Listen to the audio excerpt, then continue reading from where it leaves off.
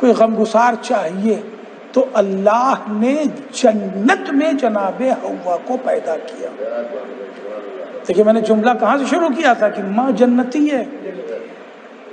تو جنت ہے ممتا کی ماتر بھومی، مہدر وطن، مقام تخلیق. اور اس بات سے سائنٹیفکلی بھی آپ واقف ہوں گے انشاءاللہ کہ جو چیز جہاں پیدا ہوتی ہے اس کے ایٹماسفیئر کا اثر رکھتی ہے. اور کر رہے ہیں آپ انسانوں میں بھی افریقہ کے انسانوں کا مزاج اور ہے، امریکہ کا اور ہے، ہندوستان کا اور ہے. اشیاء میں بھی وہاں کی اشیاء کا مزاج اور یہاں کا. جو چیز جہاں پیدا ہوتی ہے اس میں اس کا مزاج ہوتا ہے، اثر ہوتا ہے. چونکہ حوا جنت میں پیدا کی گئی تھی لہذا یہ حوا اگر بیٹی کی شکل میں آتی ہے تو باپ کے لیے تسکین ہوتی ہے، زوجہ کی شکل میں آتی ہے تو شوہر کے لیے تسکین ہوتی ہے، ماں کی شکل میں آتی ہے تو بیٹوں کے لیے تسکین ہوتی ہے. صلوات پڑھے محمد. اور کیا جو سکون باپ کو بیٹی سے ملتا ہے، جو سکون شوہر کو زوجہ سے ملتا ہے، جو سکون اولاد کو اپنی ماں سے ملتا ہے، کسی اور سے نصیب نہیں ہو سکتا. یہ عورت ہے کہ جو عظمتوں کا خلاصہ ہے. یہ عورت ہے جو عظمتوں کا خلاصہ ہے. میں کہاں سے آپ کو کہاں تک لے آیا اگر متوجہ ہوں تو بڑی خوبصورت سا جملہ عرض کروں. اسی لیے مباہلہ میں عورت کے نام پر رشتہ نہیں بھیجا گیا تھا. ایک صلوات پڑھ لے محمد وآل محمد. نبی نے اللہ کے حکم سے، دیکھیں مباہلہ بڑی عجیب عجیب سی منزلیں خدا کی قسم ہے. مباہلہ اللہ نے مانگا تھا، نصارہ نجران نے نہیں مانگا تھا. قرآن قل تعالوا ندعو ابناءنا وابناءکم نساءنا ونساءکم وانفسنا وانفسکم. میرے نبی آپ ان سے کہہ دیجئے. ایک صلوات پڑھ لیں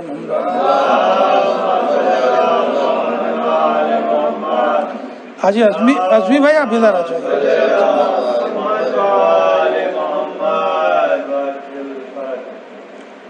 نعرے حیدری، نعرے حیدری، نعرے صلوات.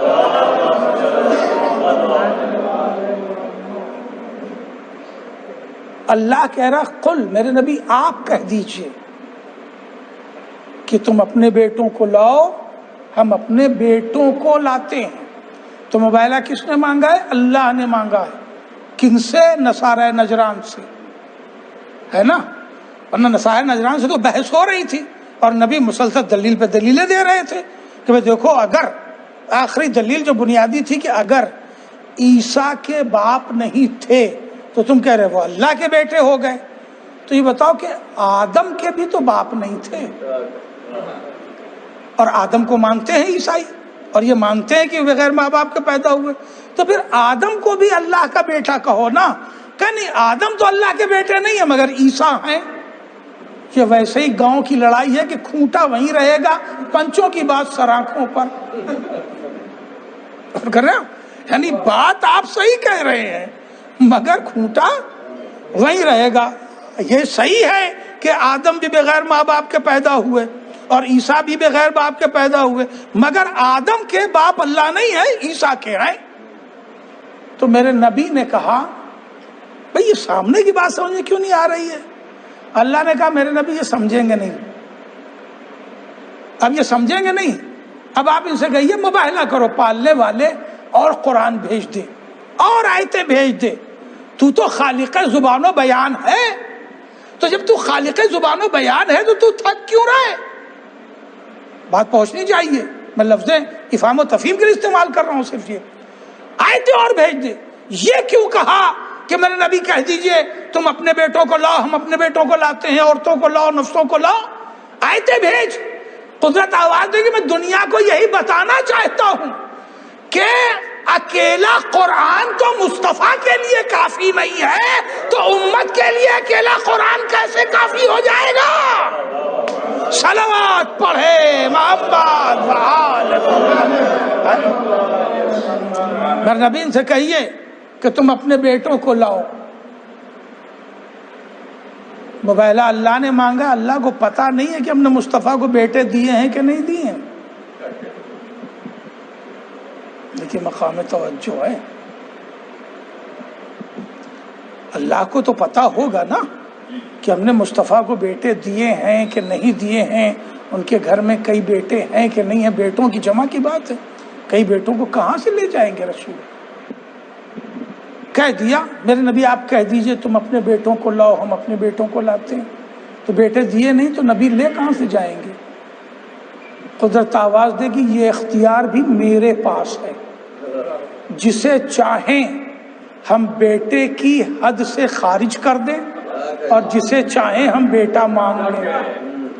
توجہ ہے، جسے چاہیں ہم اہل بنا دیں اور جسے چاہیں ہم اہل سے خارج کر دیں۔ بہت سامنے کا جملہ کرنا چاہتا ہوں، جناب نوح کہتے رہے ابنی و اہلی، میرا بیٹا میرے اہل سے ہے، مگر میں نے کنعان کو خارج کر دیا کہ میرے نبی یہ آپ کے اہل سے نہیں ہے، اور نواسوں کو ہم نے اپنے نانا کا بیٹا قرار دے دیا۔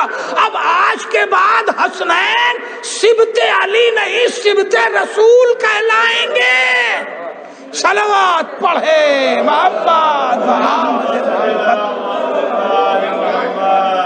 غور کیا آپ نے کبھی اس طرح سے؟ روز زیارت پڑھتے ہیں، کبھی آپ نے زیارت پہ غور کیا؟ السلام علیکہ یا ابا عبداللہ، السلام علیکہ یا ابن رسول اللہ، یہ کیا کہہ رہے ہیں آپ؟ دیکھیے رموز ہیں، یہی سے ہے نا، السلام علیکہ یا ابن نبی اللہ، یہ امام حسین کی زیارت ہے۔ السلام علیکہ یا ابن رسول اللہ، اے رسول اللہ کے بیٹے۔ رسول کے بیٹے ہیں کہ علی کے بیٹے ہیں؟ زیارت کہاں سے شروع کر رہے ہیں آپ؟ روز پڑھتے ہیں السلام علیکہ یا ابن نبی اللہ، آپ روز پڑھتے ہیں السلام علیکہ یا ابن نبی اللہ، اے نبی کے بیٹے۔ زیارت وارثہ میں بھی دیکھیے تو پہلے ہے یبنا محمد المصطفیٰ، اے مصطفیٰ کے بیٹے۔ جب نبی کی ابنیت کا اعلان کر لیتے ہیں اس کے بعد آتا ہے یبنا امیر المومنین، اے امیر المومنین کے بیٹے۔ اور کر رہے ہیں آپ، یا یبنا علی المرتضیٰ، اے علی مرتضیٰ کے بیٹے۔ تو پہلے رسول کا بیٹا آپ کو کہنا ہے امام حسن اور امام حسین کو، دونوں کی زیارتوں میں یہ لفظ ہے۔ کیوں؟ اس لیے کہ مباہلہ سے پہلے علی کے دونوں بیٹے اپنے تھے، مگر مباہلہ کے بعد اب حسنین ہو گئے رسول کے بیٹے، عباس کہلائے گا علی کا بیٹا۔ صلوات پڑھے محمد۔ دیکھیں خوبصورت منظر کا یہ راز دیکھیں، ابنانا و ابناکم، اب کہہ دیے تم اپنے بیٹوں کو لاؤ، ہم اپنے بیٹوں کو لاتے ہیں۔ تو یہ بیٹا رشتہ ہے۔ دوسرا ہے نساءنا و نساءکم، تم اپنی عورتوں کو لاؤ، ہم اپنی عورتوں کو لاتے ہیں، عورت کوئی رشتہ نہیں ہے۔ پھر تیسرا ہے انفسنا و انفسکم، یہ ایک سمبولک ورڈ ہے، علامتی لفظ ہے، تم اپنے نفسوں کو لاؤ، ہم اپنے نفسوں کو لاتے ہیں۔ تو پہلے میں رشتے کا مطالبہ ہے، بیٹے لے آؤ، دوسرے میں نساء ہے اور تیسرے میں نفس ہے۔ نفس کسے کہتے ہیں؟ چھوٹا سا اگر ترجمہ ہم کریں تو کہیں گے نفس اسے کہتے ہیں جس پر بھروسہ کیا جائے، یعنی اپنے بھروسہ شخص کو لے آؤ۔ درمیان میں لفظ نساء ہے، تم اپنی عورتوں کو لے آؤ۔ عورت، بیٹی بھی عورت ہے، بہن بھی عورت ہے، ماں بھی عورت ہے، خالہ بھی عورت ہے، پھوپھی بھی عورت ہے، آزاد بھی عورت ہے، کنیز بھی عورت ہے نا، ازواج بھی عورت ہیں، یہ سبھی عورت ہیں۔ تو اس طرح تو ایک بڑی بھیڑ ہے، مگر رسول نے جس میں کہ ایک کامن ورڈ آیا نساء عورت، وہاں صرف ایک عورت منتخب کی، وہ ہے زہرا۔ اور اب عظمت زہرا کے لیے کافی ہے، ایک صلوات مل جل کے پڑھ لیں۔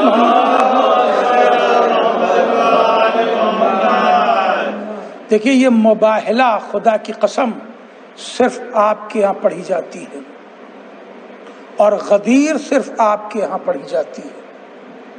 آپ دیکھیں 1400 سال سے وہ بنی امیہ کی سازش چلی جا رہی ہے، نکل نہیں پا رہے ہیں اس حصار سے نکل نہیں پا رہے ہیں۔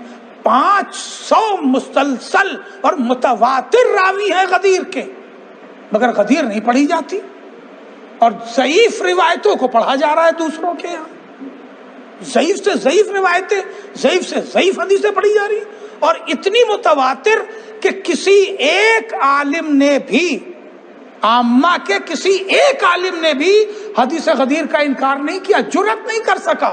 صرف معنوں میں تحریف و ترمیم کر رہے ہیں، یہ معنی نہیں کہ یہ معنی نہیں، مگر حدیث کا انکار کرنے کی جرأت کسی عالم میں ہمیں عامہ کے نہیں ہے۔ اور مباہلہ اسلام کی وہ اہم ترین فتح ہے کہ جس میں نہ لڑائی ہوئی، نہ تو میں ہوئی، نہ خون بہا، اور اتنی بڑی کامیابی ایک پورے بڑے مذہب، اس وقت کے بڑے مذہب کے مقابلے میں ہوئی، مگر یہ پڑھی نہیں جاتی اس لیے کہ اس میں اصحاب کی نمائندگی نہیں ہے۔ غدیر پڑھی نہیں جاتی اس لیے کہ اس میں اصحاب کو کچھ مل نہیں رہا ہے، صرف اہل بیت کو مل رہا ہے۔ آپ مباہلہ میں دیکھیں کہ صرف معصوم عالم ہے، اور عظمت زہرا کے لیے آخری جملہ اور کہ معصوم عالم درمیان میں ہے، آگے آگے رسول چل رہے ہیں اور پیچھے پیچھے مولائے کائنات ہیں، اور بچے زہرا کے نانا کی آغوش میں اور انگلی پکڑے ہوئے، یعنی امام حسین آغوش میں، انگلی پکڑے ہوئے امام حسن، آگے رسول، پیچھے مولائے کائنات، درمیان میں زہرا نمائندگی کر رہی ہیں نساء کی، یعنی لفظ نساء بن کے جا رہی ہیں، مگر اس طرح سے لفظ نساء کو سنبھال لیا ہے کہ باپ کی طرف سے بیٹی بن کے شامل ہوئی ہیں، زوجہ بن کے علی کی طرف سے شامل ہوئی ہیں، ماں بن کے حسنین کی شامل ہوئی ہیں، لہذا ممتا کی نمائندگی بھی ہے، زوجیت کی نمائندگی بھی ہے، اور بنتیت کی نمائندگی بھی ہے، یعنی تینوں رشتوں کے ساتھ اکیلی زہرا کھڑی ہے۔ ایک صلوات پڑھے محمد